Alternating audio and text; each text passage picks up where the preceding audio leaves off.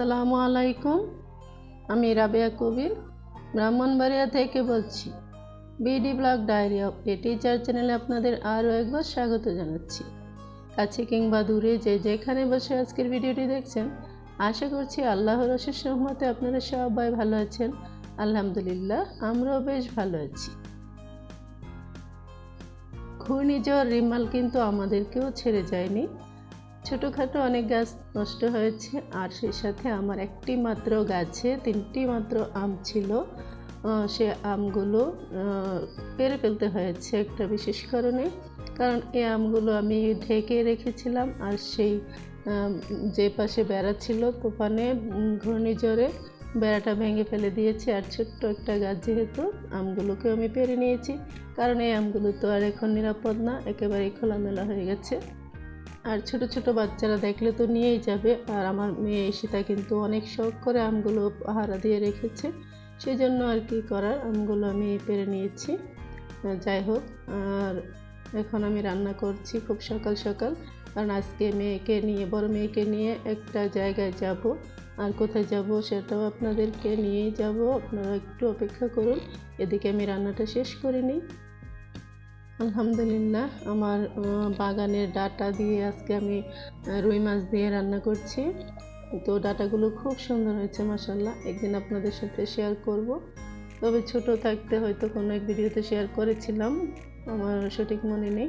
তবে এখন মোটামুটি বড় হয়েছে, ডাটাগুলো অনেক সুন্দর মাশাআল্লাহ, কালারটাও খুব সুন্দর। যাই হোক, আমি রান্নাটা একটু তাড়াহুড়ো করে নিচ্ছি, কারণ আমাকে একটু পরে বেরোতে হবে। তো আজকে আমার বড় মেয়েকে নিয়ে আমি ক্যামব্রিয়ান কলেজে যাব। আমাদের এলাকাতে ক্যামব্রিয়ান কলেজের একটা শাখা আছে, ব্রাহ্মণবাড়িয়াতে ক্যামব্রিয়ান কলেজের 2টা শাখা আছে ব্রাহ্মণবাড়িয়া ডিস্ট্রিক্টে।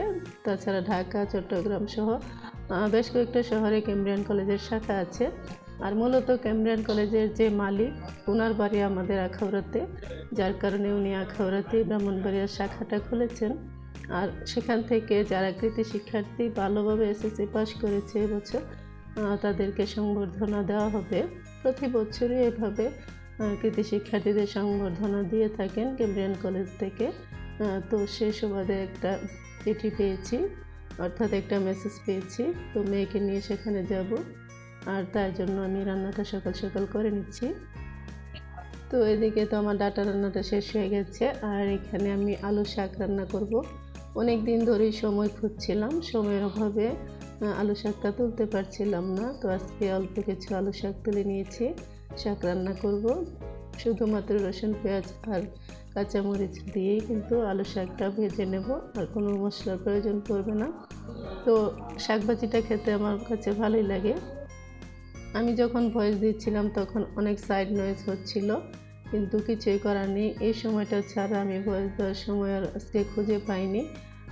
সারাদিন একটু ব্যস্ত থাকার কারণে কোনোভাবেই ভয়েস দেওয়ার সময় পাচ্ছিলাম না। আর এখন কিন্তু বিভিন্নভাবে নয়েজ হচ্ছে, তারপরও ওই সময়ে ভয়েসটা দিয়ে নিচ্ছি। তো এখনও পর্যন্ত যারা আমার এই ভিডিওর সঙ্গে যুক্ত আছেন, সবাইকে প্লিজ একটা লাইক দিয়ে দেওয়ার জন্য স্মরণ করিয়ে দিচ্ছি।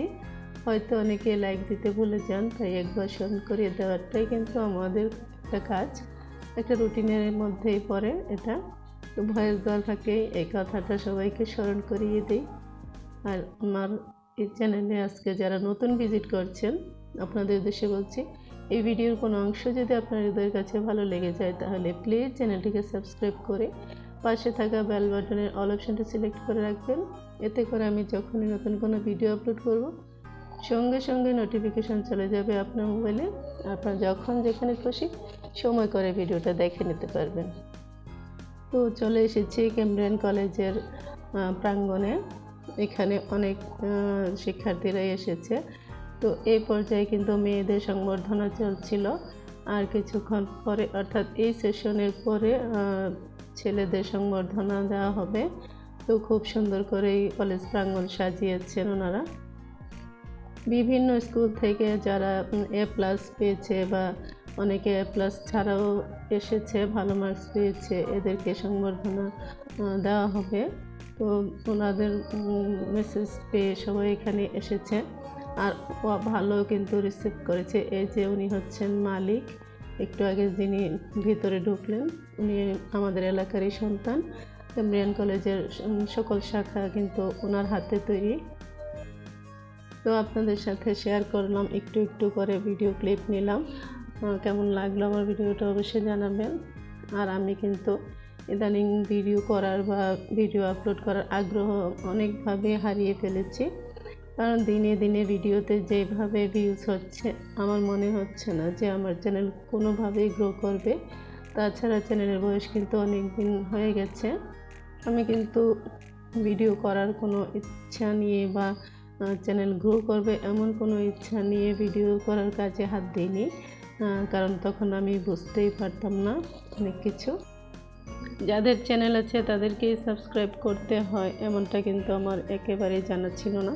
তারপর যখন জেনেছি, বিভিন্ন লাইভ দেখেছি, তখন কিন্তু বুঝতে পেরেছি। আর আমি নিজে অনেককে খুঁজে বের করে সাবস্ক্রাইব করেছি। তাছাড়া আমার চ্যানেলেও অনেকে এসেছেন, কিন্তু সাবস্ক্রাইবারের সংখ্যা অনেক বেড়েছে। যতটুকু বেড়েছে ততটুকুই আমি মনে করি অনেক, কিন্তু সেই হারে আমার যদি ভিউজ হতো তাহলে তো আমার ওয়াচ টাইমটাও পেতাম।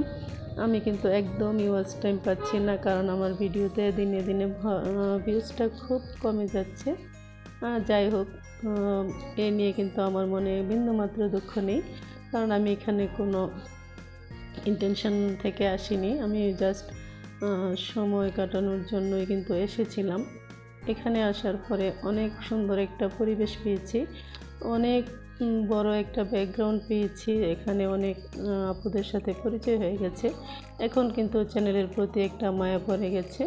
এতদিন কিন্তু আমার চ্যানেলের প্রতি আমার কোনো আকর্ষণই ছিল না। যখন মনে হতো একটা ভিডিও দিতাম।